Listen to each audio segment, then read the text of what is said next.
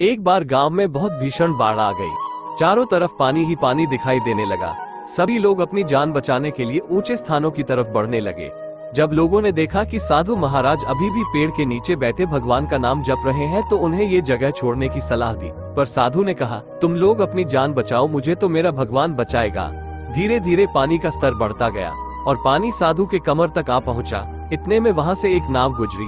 मल्लाह ने कहा, हे साधु महाराज, आप इस नाव पर सवार हो जाइए, मैं आपको सुरक्षित स्थान तक पहुंचा दूंगा। नहीं, मुझे तुम्हारी मदद की आवश्यकता नहीं है, मुझे तो मेरा भगवान बचाएगा। साधु ने उत्तर दिया। नाव वाला चुपचाप वहां से चला गया। कुछ देर बाद बाढ़ और प्रचंड हो गई। साधु ने पेड़ पर चढ़ना उचित समझा और वहां बैठकर ईश्वर को याद करने लगा। तभी अचानक उन्हें गड़गड़ाहट की आवाज सुनाई दी। एक हेलीकॉप्टर उनकी मदद के लिए आ पहुंचा।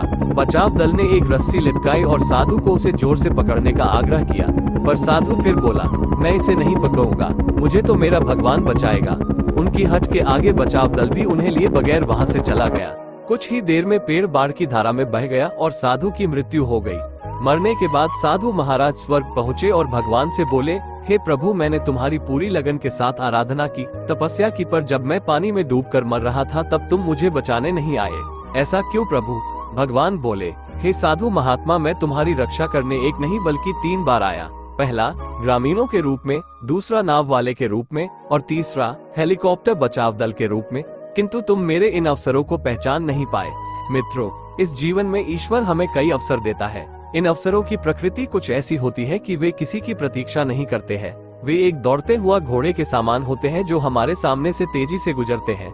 यदि हम उन्हें पहचान कर उनका लाभ उठा लेते हैं तो वे हमें हमारी मंजिल तक पहुंचा देते हैं, अन्यथा हमें बाद में पछताना ही पड़ता है।